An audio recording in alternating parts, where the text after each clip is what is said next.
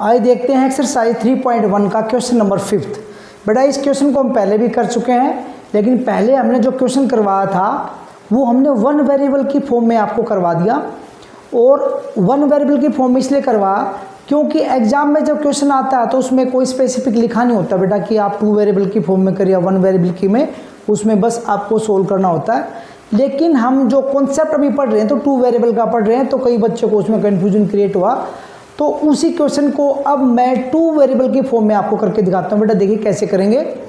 Half the perimeter of A rectangular garden, एक rectangular garden है बेटा, उसके पेरीमीटर का जो हाफ है इज 36 मीटर। तो देखो इसको कैसे पढ़ेंगे। गार्डन के बाद आप सीधा इज 36 मीटर, बीच में कोमा लगाया है, कोमा यहाँ लगाया और यहाँ खत्म किया बेटा, यहाँ दूसरा कोमा लगा। इसके बीच की लैंग्वेज को आप पढ़िए, whose length is 4 metre more than width. Rectangular garden की जो लेंथ है वो विड्थ से कितनी है बेटा, 4 मीटर ज़्यादा है। तो आइए देखते कैसे करेंगे बेटा।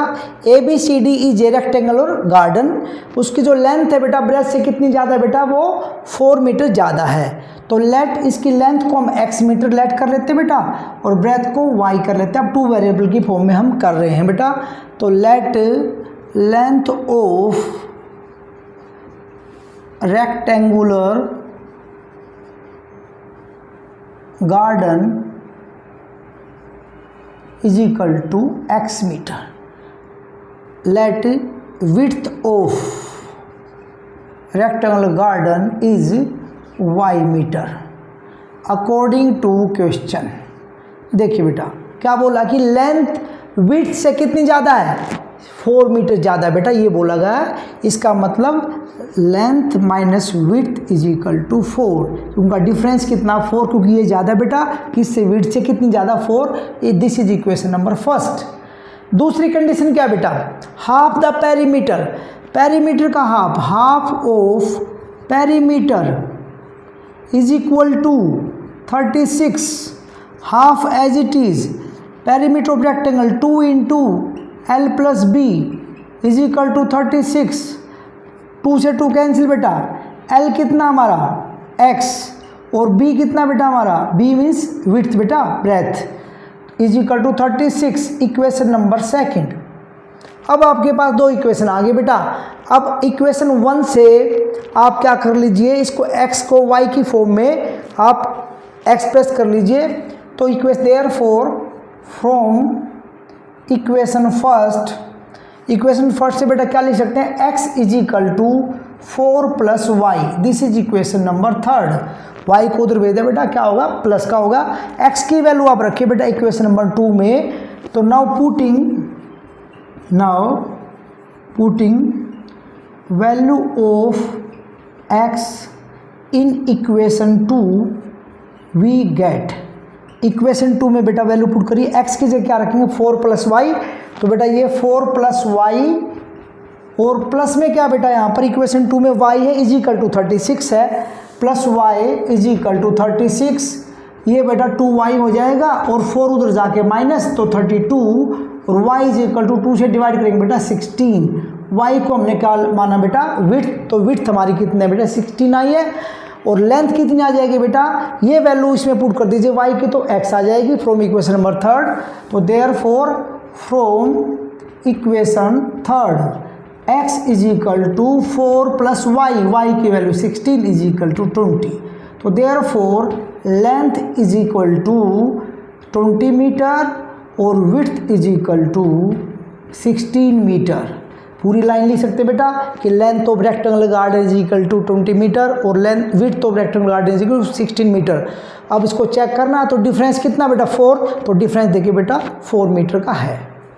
Next question is given linear equation is 2x plus 3y minus 8 is equal to 0। Right another linear equation such that, बेटा एक आपको लीनियर इक्वेशन दी हुई है, आपने इसके रिस्पेक्ट में और एक लीनियर इक्वेशन लिखनी है। फर्स्ट पार्ट में क्या गिवन बेटा कि इंटरसेक्टिंग लाइन आई, मतलब जो इक्वेशन आप लिखेंगे लीनियर इक्वेशन वो और जो गिवन है, अगर दोनों को कंपेयर करें तो क्या आना चाहिए बेटा, इंटरसेक्टिंग लाइन आनी चाहिए। तो बेटा इंटरसेक्टिंग लाइन के लिए क्या होता है बेटा, as we know intersecting line के लिए कंडीशन क्या है बेटा, A1/A2 not equal to B1/B2, ये कंडीशन है बेटा। इसका मतलब ये हुआ कि A1/A2 B1/B2 ऐसे लेने आपने कि इक्वल ना आए। तो बेटा कुछ भी इसके आंसर इनफाइनाइट मैनी आंसर हो सकते हैं बेटा, हर बच्चे का अलग आंसर हो सकता है, क्योंकि आप कुछ भी इक्वेशन लिख सकते हैं, बस कंडीशन ये सेटिस्फाई हो बेटा कि इक्वल ना आए। जैसे यहाँ 2x है और मैं यहाँ लिख दूँ बेटा 4x, अब यहाँ कितना है 3y है, मैंने लिख दिया बेटा 5y और -9 इज इक्वल टू 0। आप चेक कर लीजिए बेटा, A1/A2 निकालेंगे तो कितना 1/2 है, B1/B2 निकालेंगे तो कितना बेटा 3/5 है। तो कंडीशन क्या है बेटा, आप देखिए इंटरसेक्टिंग लाइन वाली कंडीशन आ गई बेटा। दूसरी बेटा पैरेलल लाइन, तो as we know parallel line की जो कंडीशन है बेटा वो होती है A1/A2 इक्वल है B1/B2 नॉट इक्वल C1/C2।